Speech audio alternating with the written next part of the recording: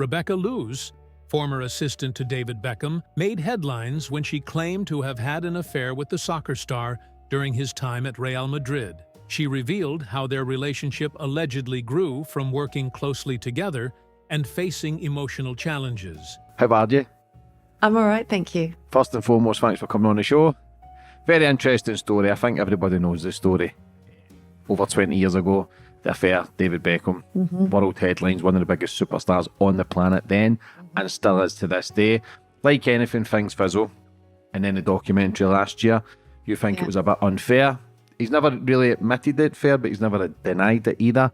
I'm not here to throw mud or try to shoot anybody down.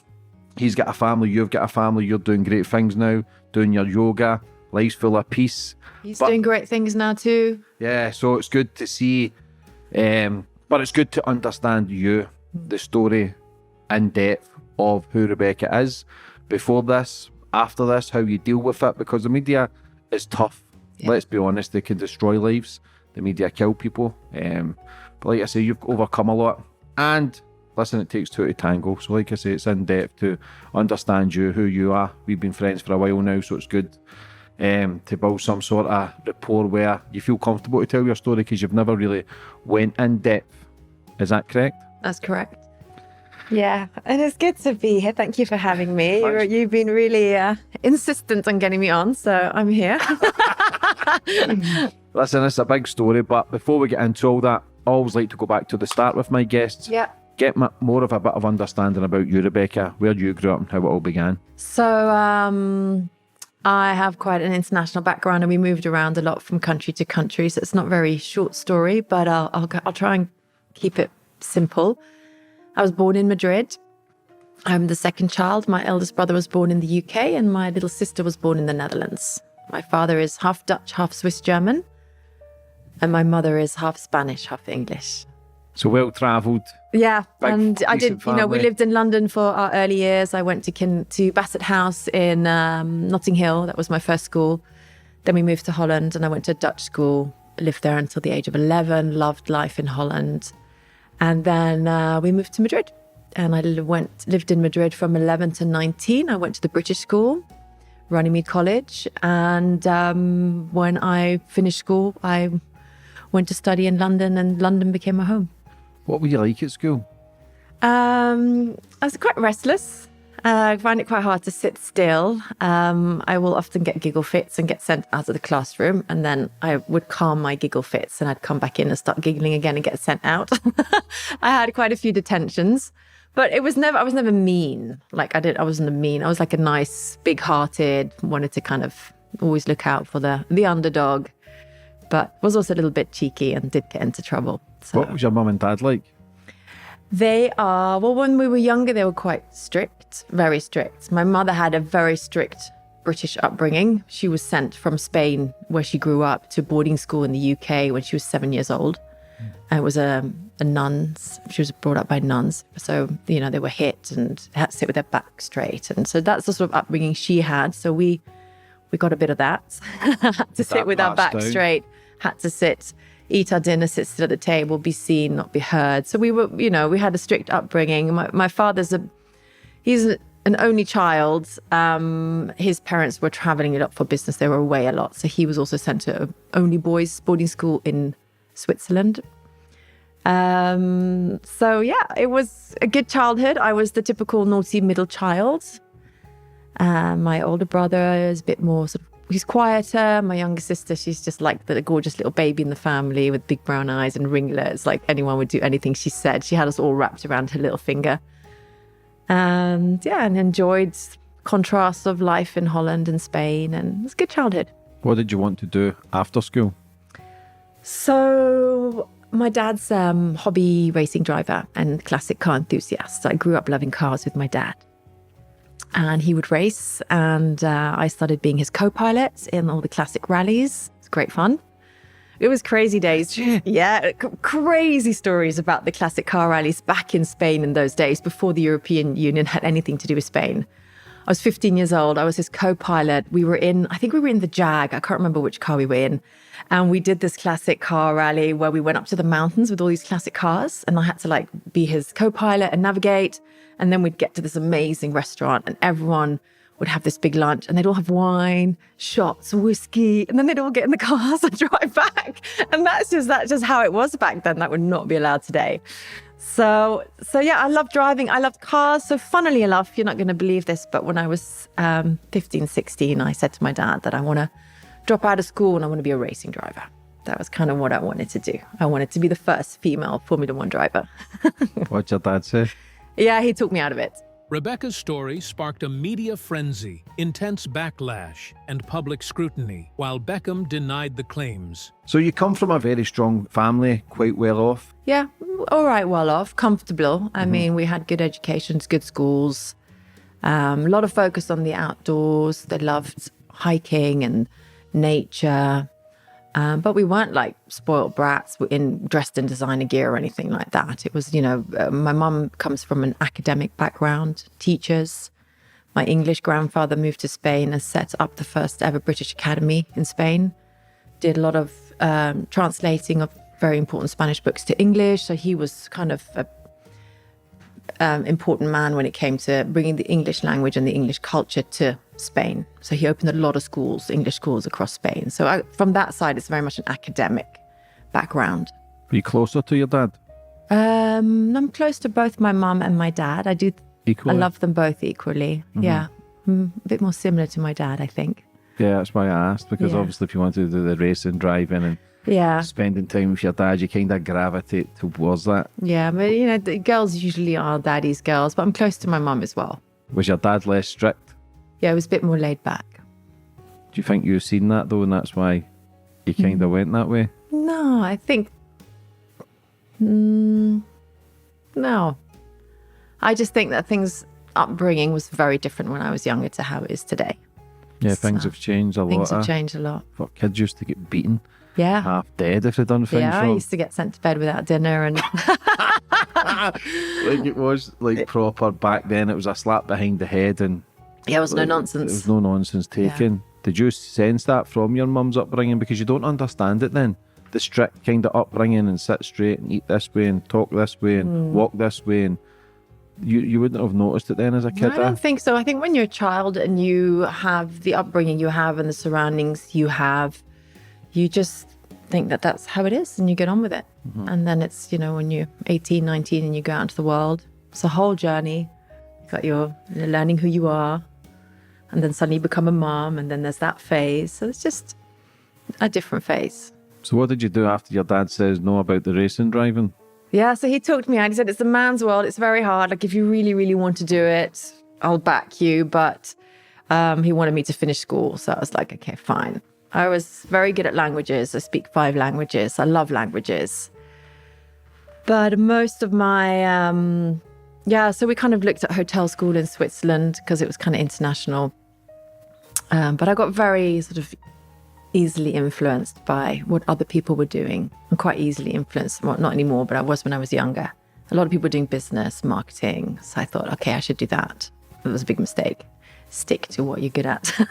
I keep telling my son that. Do what you're good at. Do what you enjoy. Don't do what you think is a good choice. Yeah, I think it's important to do what you enjoy. Yeah. Because life goes fast. Yeah. It's a fast-paced old life, and you kind of lose track of. And then memories kick in, and you think, shit, I used to love doing that. And you kind of don't do it anymore. You go back to it. Yeah, and you forget. So I think it's important for anybody watching to follow what makes you happy the most, no matter what it is, no matter if it's less money or a better boss or whatever. Just go where the happiness is. Yeah, and do what you enjoy. Yeah. Yeah, because you spend so many hours studying and then working with it, you might as well pick something you actually enjoy. So what did you end up doing after that then? So then I went to London. I signed up for international business and marketing. I absolutely hated it. I'm not a numbers person. And, my headmaster, he put it really well when we had a meeting with him, like, what should I do? And he said, there's thinkers and there's doers. And Rebecca's a doer. I'm definitely, at least when I was younger, I was much more kind of impulsive. So what I ended up doing is I dropped out of uni. I didn't even complete my first year. Didn't tell my dad. I dropped out because they were sending me money every month. Plus I had a weekend job in London. to try and make ends meet. But by then I had a boyfriend and I was discovering nightlife and Soho and I was having a really good time. And then my dad found out and he said, right, I'm not sending you any more money. I'm not paying for you just to live in London and party. So you're either on your own or you come home and you study here. And then I was like, fine, I'm on my own. So I got a job in Harrods, of all places. That was my first job. What was Harrods like? So I didn't work in the shop. I worked in the offices on the top floor. So above Harrods back then when I worked there. So this was when I was 19. The architects had offices on the top floor and I was a filing clerk. And it was really nice. I loved it. I had lovely colleagues. I wasn't there. I think I was there for a year. It was interesting. They told us one day that Al Fayed, the boss of Harrods, was going to come and visit the offices. And I thought, oh, that sounds exciting. And my female colleague said to me, don't let him see you, Rebecca. Hide. And I was like, what? She said, yep, he likes pretty young girls. He has an apartment down the road where he takes them. You do not want to get involved. Make sure he doesn't see you. So I hid, never saw him, never met him. No way. Yeah. And that's why I believe all those stories in the media today. And I also can't believe it's taken this long to come out. Yeah, because I always thought when I heard the stories about him last month or a couple of months ago, it was because he was going up against the royal family. So I thought it was fabricated. And you never shoot down anyone with stories because you never know the real truth unless you were there. But I just thought with his son and Princess Diana and stories that came out, I thought, then why did the stories not come out when he was alive? So you were given a heads up with him back then? Yeah, back then I was 19 years old. I had long hair down to here. And really nice, she was an older lady, my female colleague. We used to have lunch together. We used to go out and have lunch. She was just absolutely lovely. She just said to me, Rebecca, just make sure he doesn't see you. Hide behind the filing cabinets when he comes. And I hid. No way. Yeah, crazy, huh? That's mad, especially everything that's coming out now about him. I'll tell you why it's taken a long time to come out. Why? I'll tell you what I think. And this is just my theory. People that have so much money can just shut other people down with NDAs and all these other contracts. And it takes a very long time for anyone, A, to speak their voice in those sorts of situations because you're up against power and money and they tend to win. Do you think money I think that's maybe why. He's probably just shut down people with contracts or paid them off or, I don't know, you'll have to get someone on here who's, who's involved. I'm assuming it's something like that. But money buys silence. And if he Money was a buys billionaire, silence. then that's mad. I always kind of went the other way with him. I thought he was up against the royal family and he was trying to... So you thought that the royal family were fabricating these stories as a type of PR spin? Yeah, that was just my opinion over the last few months because I thought, why did they not come out when he was alive? Because he seemed a tough old man where... Because he had money and he could shut people down. Well, you've lived it firsthand. Yeah. How long did you work there for? I think I worked there for about a year. I really liked it, but that was just for me to get a job quick because obviously my dad cut me off. And then from that day on, I've never asked my parents for money. I've been very independent. So I just needed a job. So I got a job at Harrods because I loved Knightsbridge and I loved Harrods. And then that bought me time to kind of think, okay, well, Rebecca, you speak 4 languages fluently. I signed up to an agency, like a job agency that specializes in jobs for people who speak languages. And my first interview was with a sports agency. It was a tennis agency, tennis agent, one of the biggest agents at the time. He had a lot of international tennis players and he needed a PA that spoke English, French and Spanish. Then I had English, French, Spanish and Dutch. So I went for the interview. I think I did 2 interviews and I got the job. And then that's when I went from Harrods into the sports industry. What sort of sports people then? The tennis? Just tennis players. Tim Henmans and... We had Greg Rosetsky. He was our big player at the time. We had Peter Korda, who was #1 in the world. We had Spanish Alex Correcha. I don't know if you remember these guys, but they were pretty big players. And then we had a lot of juniors as well from Argentina and Russia. And we would travel to some of the tennis events. It was great fun. Was Rosetsky, is he not Canadian? I think his mother's English, his dad's Canadian, something like that. I can't remember. Yeah, because I know he played for Britain, but... Yeah, right. Yeah, he had an American accent. I think that's right. Yeah. Long time ago. So how was that then, spreading your wings, feeling free? Is that the first time you kind of felt... I loved like it. a woman kind of... Yeah, I loved it. I had a flat in Fulham, which I shared with my friend Liz. And worked really hard, Monday to Friday. Loved using my languages and feeling useful, feeling like I could help. And then, on the weekends, we'd go clubbing and we'd get a Ministry of Sound and we'd dance away. And yeah, it was a good life. But what was your mum and dad saying? Yeah, no, they were happy. As long as you were happy? Yeah, I had a good job and I was sort of traveling around and international, so. Did you have any long-lasting relationships back then at a young age? Or was it all just kind of fast-paced London nightlife? I had a few. No, I did have a few relationships. They didn't last very long, both with boys and girls. I had one that lasted about all my relationships. Kind of the longest relationships. I think I've had 3 or 4 long relationships in my 20s, and they all sizzled out before a year. I don't know. I think the idea of settling down and getting serious was a bit too much in my early 20s. That scared you? Yeah. Who's ready to settle down and get into a serious relationship when they're 22? I'm 40 and I still It's fucking way too struggle much to with be. that. You've got to go out and experience things. I'm 40 and I still struggle with that idea. You'll get there. So what happens after that then in tennis? What sort of clients?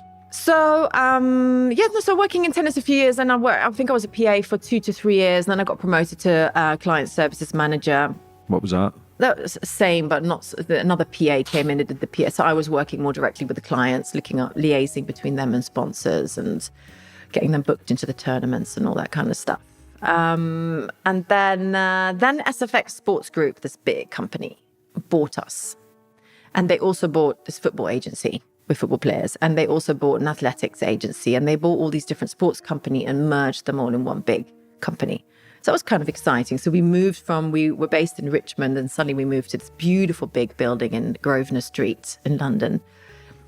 Still with my boss, still working in tennis, but the tennis floor was we were on the same floor as the football floor, which was obviously much bigger. And they had all the big players, had Alan Shearer, David Beckham, Michael Owen, all the big players at the time were there. And that was fun. And we used to all go out to the pub every Friday, and really nice colleagues. And the football players would come in from time to time. And it was great. And that's how I kind of merged a little bit over to football, because of my languages, I would help the football agents with, can you help us with a fax in French? Or back then it was faxes, or Spanish. We'd help each other out. Did you see the difference between the tennis players to the football players? Like the way they walk, because I was interviewing someone and we were talking about Formula One. Yeah. And I thought it was Love Formula One. Yeah, I thought it was all prim and proper, as like real professionals. We know the footballers, listen, we know their history now, it's no secret, but with Formula One, I thought, it seems prim and proper, like professionals. She was saying it's just as bad with the Formula One drivers. Girls, I think it was Katie Price actually, because she was seeing Ralph Schumacher. Right. And he ended up coming out as gay. Right. So he did just, I think, last year, but she said he was gay 20 years ago. Yeah. And she says it was they're just as bad. I don't know if that's just a man thing, but usually sometimes now, because with tennis and golf and Formula One, they're very professional. You don't really see them coming out of clubs really steaming drunk. No. Footballers, you kind of see. Footballers have got the worst reputation, unfortunately. Did you see any sort of difference, or was everyone the same? No, the football, they were really nice. Like Michael Owen he was lovely. He kept very low key. He would come in. He'd always say hello to everybody. He was never he was just a really nice guy, really sort of family man, nice guy. A lot of respect for him. Alan Shearer was lovely. He would come in. He would come with us to the pub on Friday, and he was just really nice. David Beckham came in a few times. He was a lot of us were like, I don't know, just the way he looked at the girls and stuff, it was a bit like, you could tell. There's a big difference between some players and the others. But I never went to the football matches, or I was never in that world yet. So I was very much tennis and just kind of, I would see what would happen at the office. All great players. Michael Owen, he was only a young boy then. Michael was a young boy. He was married with kids, and he was very you just know when you meet someone by the way they look at you and they shake your hand and they say hello or whatever, decent or a bit, yeah. Years later, Rebecca reflects on how the scandal changed her life, leaving her with regrets, but also resilience. What's your experience with men? I always thought, no disrespect, maybe you'd have went down and settled down with a woman or whatever. Listen, women are if not fucking hard to work, but I thought maybe, did you ever have a lasting relationship with a female? I did, yeah. Did you? Absolutely, yeah. Almost a year. Again, I think we broke up 11 months. Yeah, I think for me, when it comes to my sexuality, it's about the person and who I meet, and whether they have a female body or a male body makes no difference to me. I can love both. It's just as long as I have this sexual connection and that energy and the chemistry, then it doesn't matter. And it just so happens that it ended up being Sven. What was it like getting married? It was nice. Yeah. Did you ever think you would get married? I don't know. I would never been the top sort of girl who's dreamt of a big white wedding and to be walked down the aisle. My dad didn't walk me down that. We didn't have a traditional wedding. I'm not one of those girls. Why? I've never dreamt of a big white puffy wedding dress and the big walking. It's never been me. I think I'm just a bit of an independent type. And maybe some traditions. But we got married after we'd already had kids. We had 2 kids. We bought a house together. So it just felt a bit weird to do a wedding where my dad gives me away. Like, I've already chosen. So we had a very small wedding just down at the registry office with a big lunch. And then we had a big party with friends. So very non-traditional, but super fun. How's your mum now? She's doing really well. Thank you for asking. Yeah, she's in remission. She just had her results from her last scan. She's all good. Yeah, she's doing great. How do they see you now? Do they see a change? Obviously married, settled down, because it's difficult to see. Because I lived that fucking fast paced. I loved the nightlife. I loved the drink, the drugs. I fucking loved it. Even talk gets me excited. But it's I still, when I go on my runs and on my power walks, I'll have my headphones on and I'm listening to house music. And I'm listening to house music of the 90s. And I'm like, back on the podium, dancing in my bra, and reliving those good memories, good energy. What's your daily routine like now?